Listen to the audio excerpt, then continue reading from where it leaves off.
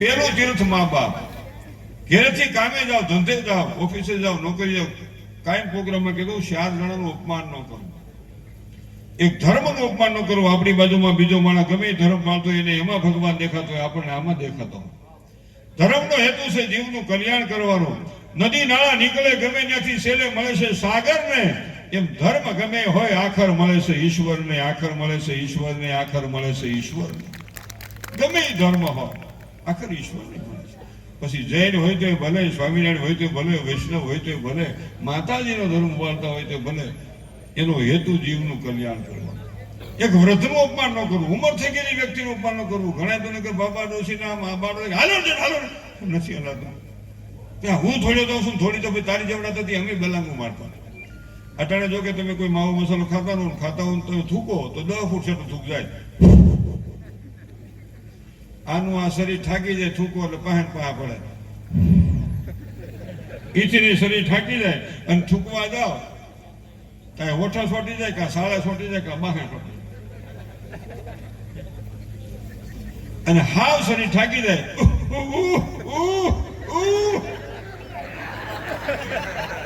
ગડફો કાઢવો હોત પડે.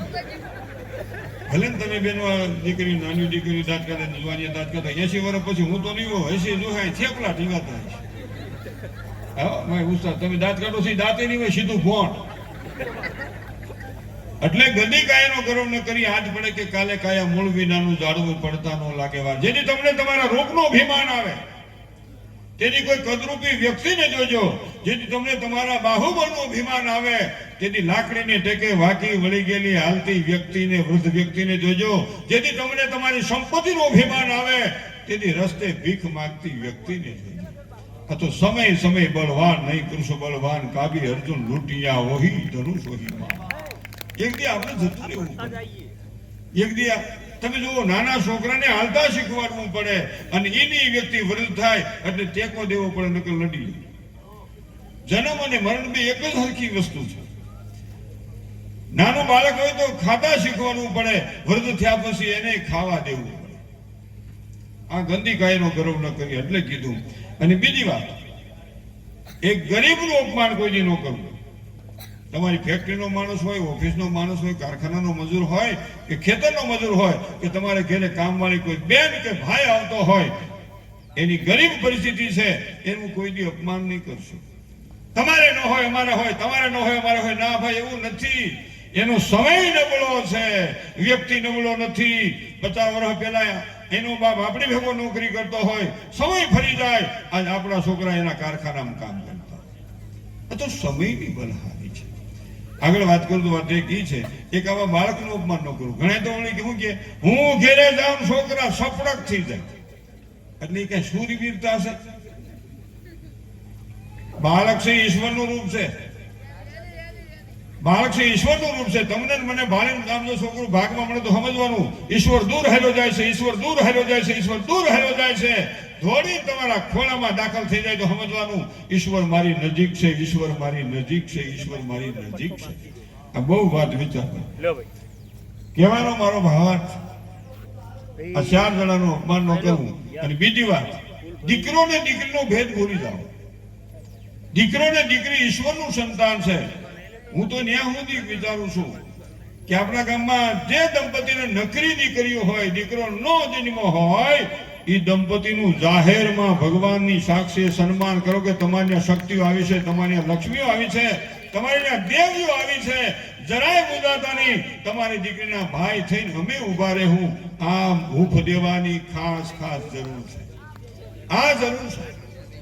પેલા ખોળા દીકરો જન્મે તો આખા ઘરને આમ હને પાતળું અમારે જોતું તેવું ગોઠવાય. એક જ બાબો આડું મુકાય નહીં, એક જ બાબો આડું મુકાય નહીં. નકરા બાબાને ક્યાં લઈ જાય? અહીંથી તમે ઉપાડો જેતપુર બાજુથી, અમારા રાજકોટ બાજુ, અમે ત્યાંથી આવી આ બાજુ. નકરા આજથી નક્કી કરીએ માતાજી બાળજી કે હવેથી જગત આખામાં નકરા બાબા જ મોકલવા છે. નકરા બાબા. જેતપુરમાં ઈ, જોહદરમાં ઈ, કિનોરીમાં ઈ, ખડખડમાં ઈ નકરા બાબા.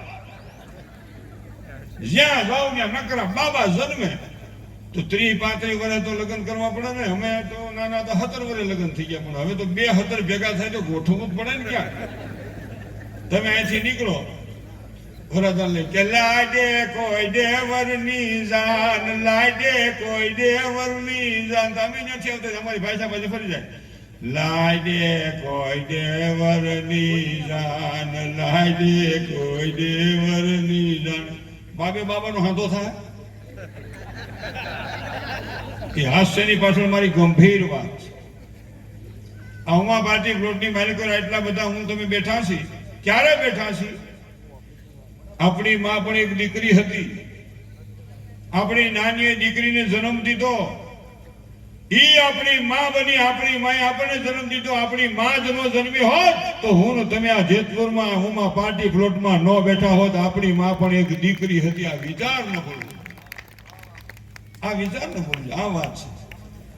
પણ અટાણે બધાને એવું છે, પેલા ખોલા દીકરો જન્મે તો આખું કદાચ એમાં જો પેલા ખોલા દીકરી જન્મે તો બધા શું છે, અમાન્ય લક્ષ્મી આવી, અમાન્ય લક્ષ્મી આવી, અમાન્ય માંડવું આવ્યું, અમાન્ય ટીનું આવી. અને બીજી દીકરી જન્મે ને મોઢું જ ફરી જાય.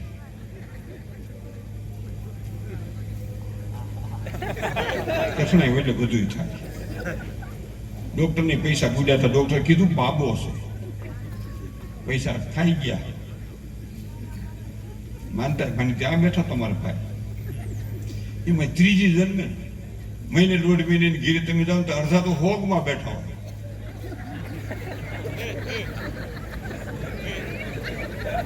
આપણે કે હું છું પૂરું થઈ ગયું. આપણે કેવળ હું ભાઈ ફૂટ્યા ભાઈ. તો ઘરમાં માયું રહોડામાં કિચનમાં હોલમાં બેઠું ત્યાંથી મને રહો એટલે આપણે થાય ક્યાંથી ભાઈ કઈ માઠા હમાસર આવ્યા છે તો એલો આમ ઘોડી બતાડજો. આ ત્રીજી મરીને જ આ મરીને ત્રીજી એટલે આ દિશા માટે થઈ. આ દીકરીને મારી નાખી છે ને એનું જ મહાન પાપ આપણા નિર્દોષ યુવાનો ભોગવે છે. ગુજરાત વટીને હગા ગોતવા જવા પડે. યુપી MP જ્યાંથી જે ઈ દીકરી જે છે એને વંદન છે. ઈ બિચારા દેશે તો અહીં કોઈનું ઘર બંધે વહી ન જાય તો રે સારું. એમ કહીએ આપણે કોઈનું ખરાબ નથી કેવું, કોઈનું ખરાબ નથી કેવું. કહેવાનો મારો ભાવાર્થ, ભગવાન રામ ભગવાન કૃષ્ણના દેશમાં હું તમે જન્મા છીએ.